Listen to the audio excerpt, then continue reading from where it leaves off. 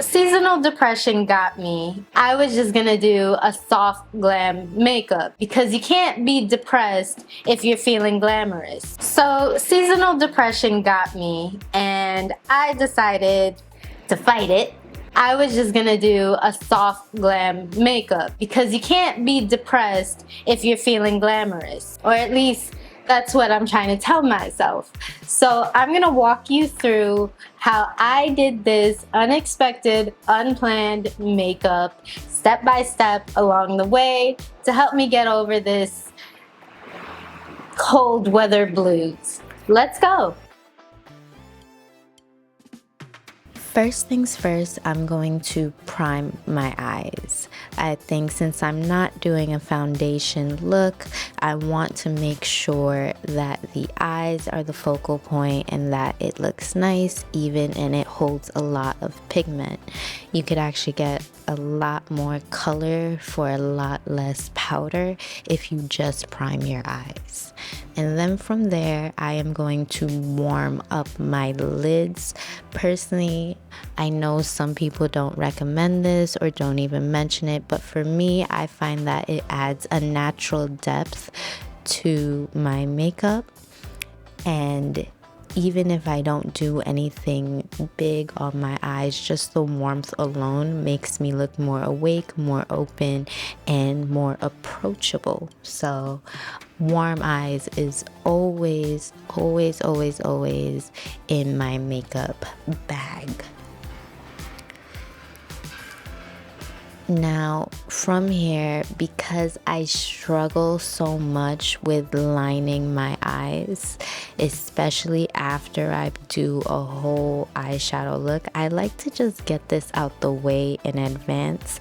I'm still not the best at lining my eyes, but I do have to admit that just simply lining your waterline, both upper and lower, really makes a huge difference. Especially lining the upper waterline, it makes your lashes look so much fuller than they actually are.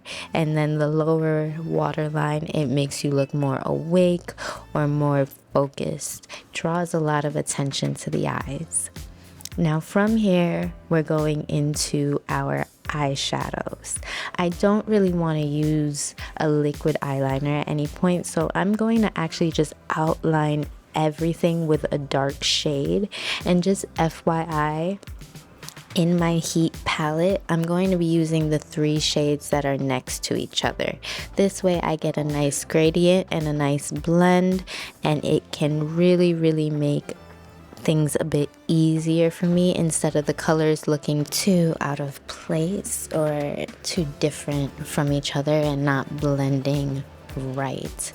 I actually am also outlining in this darkest shade around my eye, both upper and lower, just because I wanted to have that intense kind of stare that some smoky eye looks do. I'm not using black because I still want it to be soft, but I am trying my best to go all the way around. And if you mess up here, it's okay because it's a dark shade and we'll do a lot of blending, so it works out.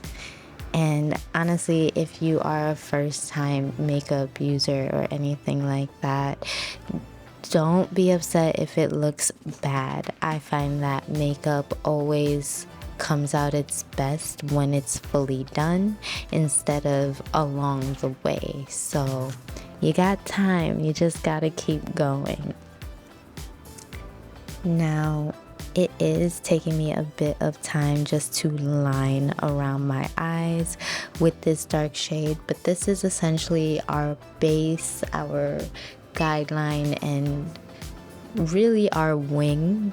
So we want to make sure at least this part is not too much, not too thick, and nicely shaped. I'm actually using a very, very small makeup brush just to get that wing. And one thing I found for me is that if I'm using a pen or liner pencil, going out to in makes the easiest line, and then also flicking just the tip at the end of the wing gives you that nice sharp edge where you don't really have to clean up that much.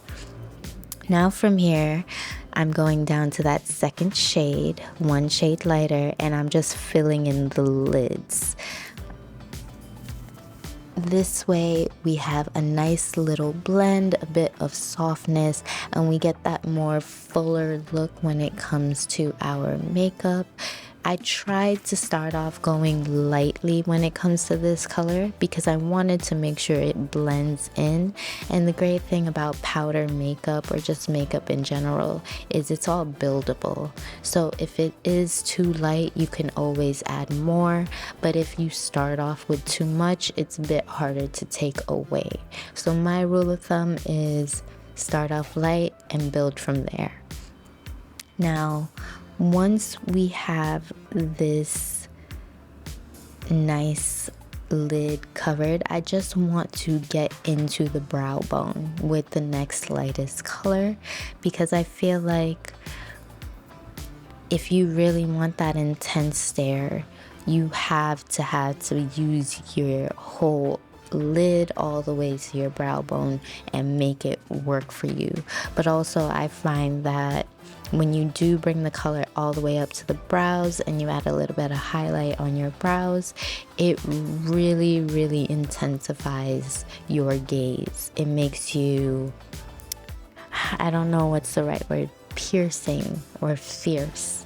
It really does it. And that's what I'm doing here. I'm just making sure to get that brow bone with a little bit of powder, so that way that highlight is popping in. We're creating definition with our face. And yeah. Now, this part is optional. I'm not the best at inner corners of my eyes, but you could touch up there. And before I get to the bottom of my eyes, I'm just gonna put the concealer, because last thing I want is to put powder there and then it gets mixed in with the concealer and it ends up being a whole issue. So just making sure my concealer gets in the right places, making sure that as I'm pulling it along the side, I'm also just slightly touching up that wing to make sure it's nice and smooth. Concealer is your friend. Honestly, it might be some people's best friends. It's definitely one of mine. And then from here, I'm going in with that color that I used previously, and I'm just filling out the bottom of my under eye. I feel like, as I said, if you want a nice piercing gaze or a nice full gaze, you have to get the whole eye. Sometimes I tend to forget the under eye area because I feel like it makes me look like I have eye bags, but that is not the case with this. And if you do learn how to use that under eye area properly, it can really update and advance your look and make all the difference. Now, I wasn't too happy with the inner corner, so I went in with a little bit of shine. Since everything else is matted, I wanted to make sure this had something to pull your gaze to the eyes. So just going in with a little bit of shine. Now, I'm not the best at lashes, but I thought I would give it a try. And I will say one thing I wish I did with this makeup was cut my lashes. So rule of thumb, before you even put the lashes on, make sure you try to measure it to your eye. And if you cut it from the inner corner of the lashes to the outer corner. And that is something I had to learn the hard way, because if you cut it from the outer corner, it doesn't fit fully with the lashes. It makes them look weird. But if you cut the inner corner, it tends to line up with your actual lashes, making it look more fuller and everything. So it's a little bit off for me, and definitely in the future I will, as I'm practicing more lashes, cut them properly to my size. But I needed to just cut one knot on the inner corner, and these would have fit perfectly. And of course, we gotta wait for the glue to get tacky. I am going to push up the lashes later after the glue dries, just because I don't want to push them up and it comes off. But I'm honestly shocked that these lashes even came on as easily as they went on. Usually it takes me like 30 minutes, but I got them on first try, so never underestimate using your fingers. Now for my face, because I am not doing any foundation and I've kind of been stepping away from it for a bit, I'm just sticking with my basic contour and highlight. A nice contour and highlight and good skincare is sometimes all you need. Like literally, if you can take care of your skin, you might not have to use foundation all the time, but also if you are not using foundation all the time, you're giving your skin a chance to breathe, which could help prevent you from having a lot of breakouts and things like that. So my contour is good and done, and I'm just adding a little bit of highlight to certain areas, so that way when you see me in person, or if I'm taking photos or videos, the light catches in the right way, which makes my face look a bit brighter. And now when it comes to setting powder, I know a lot of people do baking, mainly around the T-zone and under their eyes. For me, I just want my face to be mainly matte instead of shiny and glossy. So I'm just taking a little bit of the setting powder and I am dusting it everywhere, making sure it's nice and thinly applied. This makes it look more natural.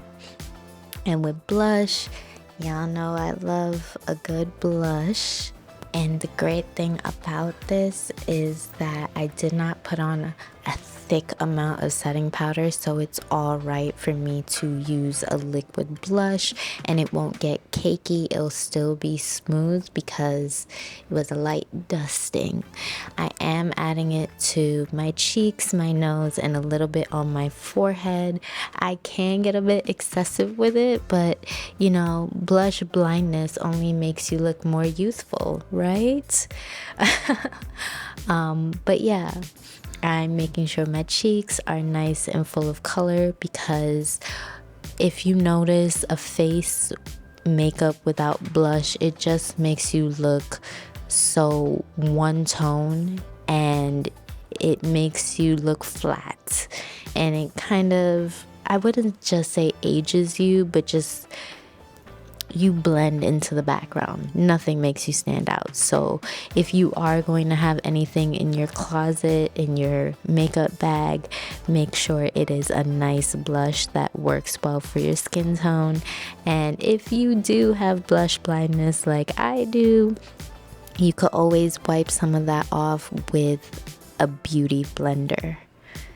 Now, last thing when it comes to the base for my face is just making sure my brows are on point. Y'all know I was struggling when I lost like half of my eyebrow to alopecia, but it is back and we are just making sure it still looks nice and full and beautiful, and that's always the goal. And personally, I think natural brows tend to really up the game. We are almost at the end, and I'm honestly just trying to finish all the makeup I have, even down to the pencils. I do not like to waste anything, so I'm going in with my classic, my go-to right now, with a dual lip liner, outlining a nice berry tone, line the inside with a nice nude color, and then hit it with a bit of gloss, whether it's a bit of shiny gloss, clear gloss, whatever. Gloss is my best friend. And last but not least, final touches. I just want my eyes to be a bit more open. I don't want the lashes to weigh me down. So now that the glue is dry, I'm just pushing it up to let it hold its shape. And then I'm setting everything with spray. Alright guys, so this is the final look. As you can see, it's got a nice little smoky brown. It's a soft glam. I even got the lashes on first try. I don't know how I did that on one go because I'm not a lash girly, but we did it.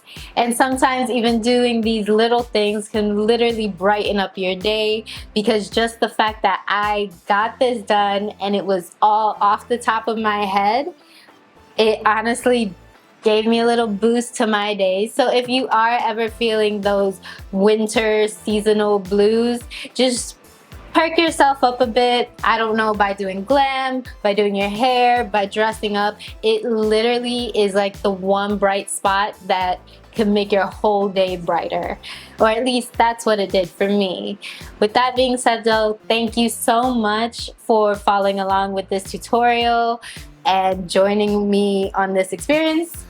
Thank you, and hopefully I see you again. Bye!